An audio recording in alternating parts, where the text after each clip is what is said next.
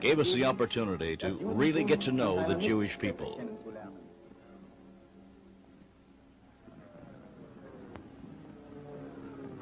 Nearly 4 million Jews live here in Poland, but they won't be found among the rural population, nor have they suffered from the chaos of war as has the native Pole. They set it out indifferently in the gloomy streets of the Polish ghetto. Yet within an hour after the German occupation, they were back in business.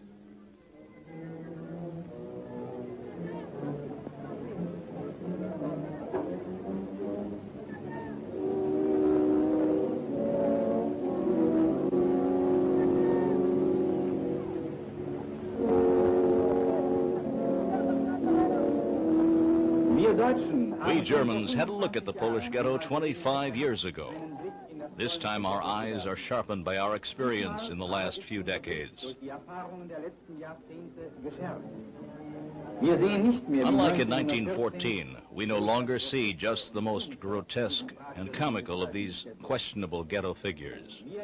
This time we recognize that there's a plague here, a plague that threatens the health of the Aryan peoples. Richard Wagner once said, "The Jew is the demon behind the corruption of mankind." And these pictures prove it.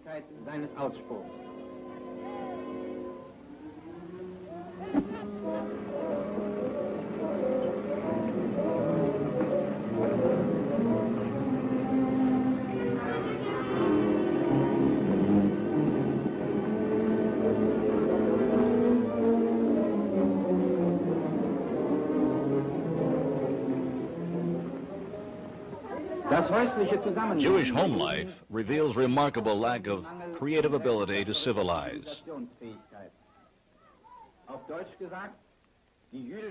In plain language, Jewish dwellings are filthy and neglected.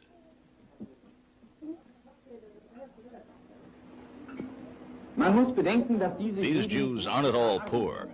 After decades of business, they've hoarded enough to acquire decent, comfortable homes.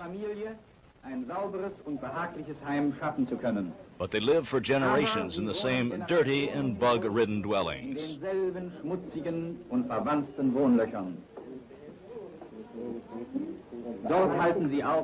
Untroubled by their surroundings, they go right on with their prayers. The bobbing motion is part of the ritual for reading Jewish scriptures.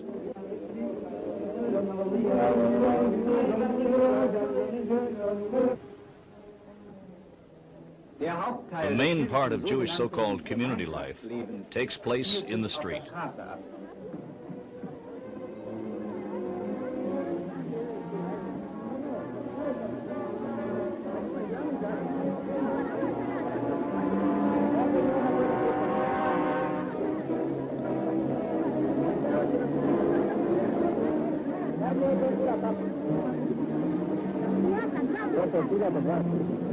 Seldom are Jews found doing useful work. And when they are, as here, it often isn't voluntary. The German military government is making them clear away rubble. It appears that they're not used to working and don't like it either.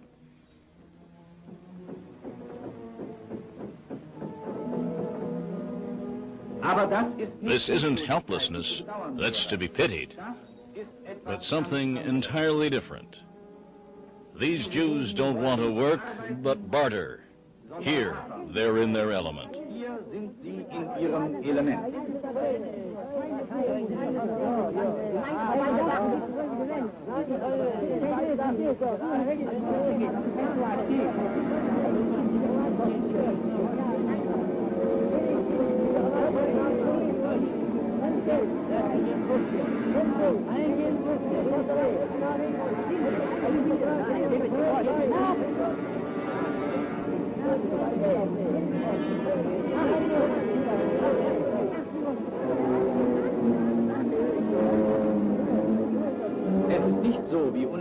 It's not true that Jews are forced into trade because other professions are closed to them. On the contrary, they welcome trade eagerly because it suits their character and natural inclination. Weil ihrem Charakter und ihrer natürlichen Veranlagung entspricht.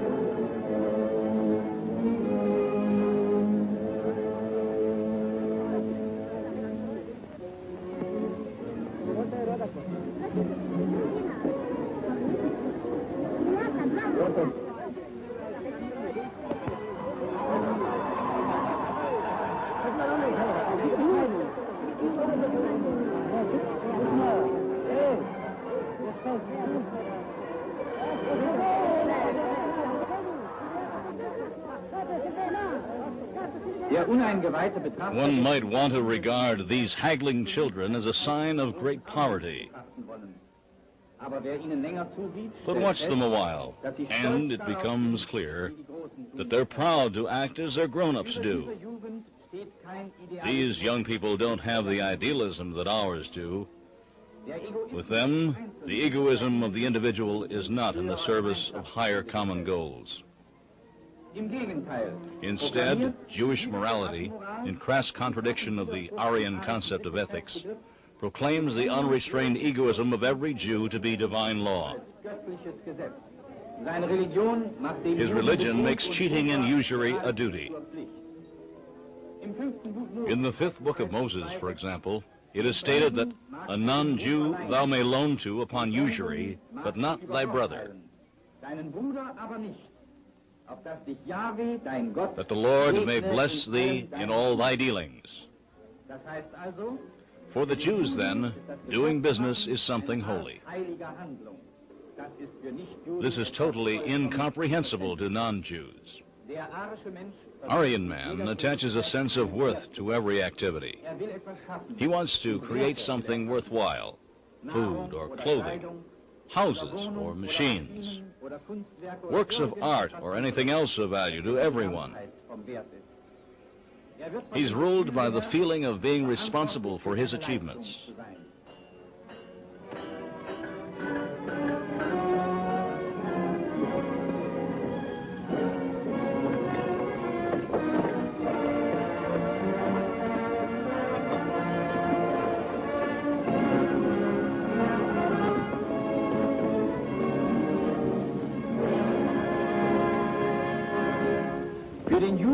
For the Jew, there's but one thing of value: money.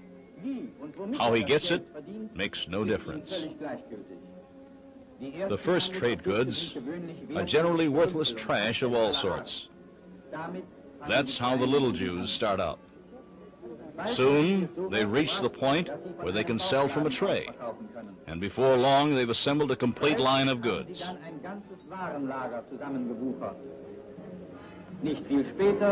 Not long after, they own a regular stand.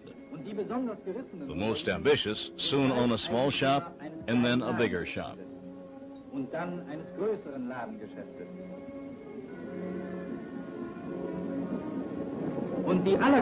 The most cunning, that is, the most unscrupulous, eventually have warehouses and banks, and move into the most splendid mansions in the cities, provided that they don't get in each other's way, as in the narrow ghettos of the East.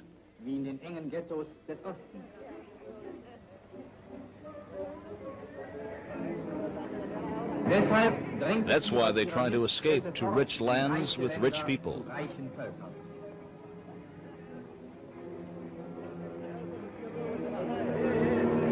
brauchen andere They Völker, need other peoples because they need the wares with which to do der business. sie Geschäfte machen können. Das, was den What schöpferischen creative Aryan arischen peoples Völkern find of Werte value has been reduced by the Jew to mere merchandise. sind, die kauft und He wieder buys verkauft, and sells but die produces selbst aber nothing. nicht erzeugen kann. Die Erzeugung überlässt The er den production Arbeitern und he leaves to the Bauern workers and farmers of the host der nation. Gast geladen hat.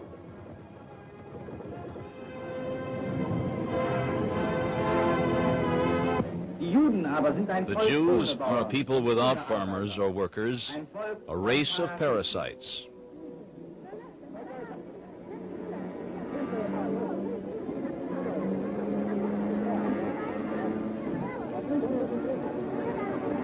Immer dort, wo sich Wherever the body of a nation shows a wound, they anchor themselves and feed on the decaying organism. den Krankheiten der Völker They make business out of the sickness of the nations, and therefore endeavor to deepen and prolong all conditions of sickness.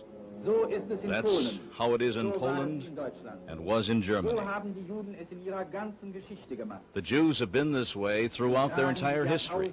Their faces bear the age-old features of the perpetual sponger, the eternal Jew, who, in the course of time and worldwide wanderings, has always been the same. There's no difference between these Jews in Poland and those in Palestine, though the two are geographically separated.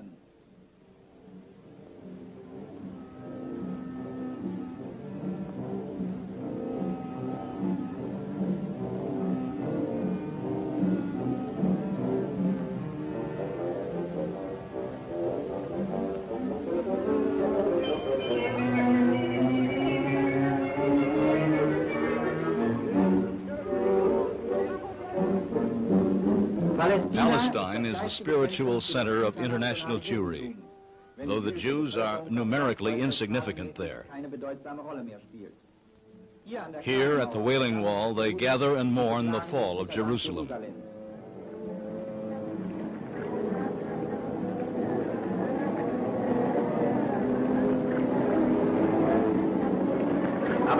Their homelessness, though, is a matter of choice, and in keeping with their entire history. 4,000 years ago, their Hebrew ancestors were already wandering. Out of the land of two rivers, they wandered along the sea to Egypt, where they ran a lucrative grain business for a while. When the country farmers and other Egyptians rose against the foreign usurers and speculators, they wandered once more and plundered their way to the Promised Land.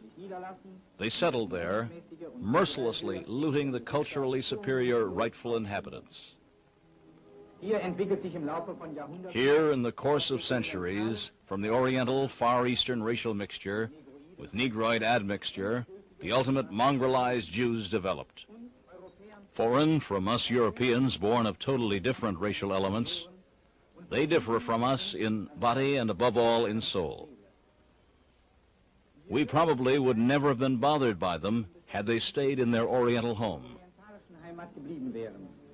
But the cosmopolitan empire of Alexander the Great, reaching from the Near East across half the Mediterranean, and especially the boundless world empire of the Romans, brought about the evolution of the trade and migratory traits of the Jews, who soon spread across the open Mediterranean area, while some of them settled in the large urban traffic and trade centers of the Mediterranean. Others wandered relentlessly on across Spain, France, southern Germany, and England. Everywhere, they made themselves unwelcome. In Spain and France, the people rose openly against them in the 13th and 14th centuries, and they wandered on, mainly to Germany. There, they followed the path of the Aryan culture, creative Germans colonizing the East, till they finally found a gigantic new untapped reservoir in the Polish and Russian sections of Eastern Europe. The 19th century, with its muddled ideas about human equality and freedom, gave the Jews a great lift. From Eastern Europe, they spread across the entire continent during the 19th and 20th centuries, and then across the world. Ja, der ganzen Welt.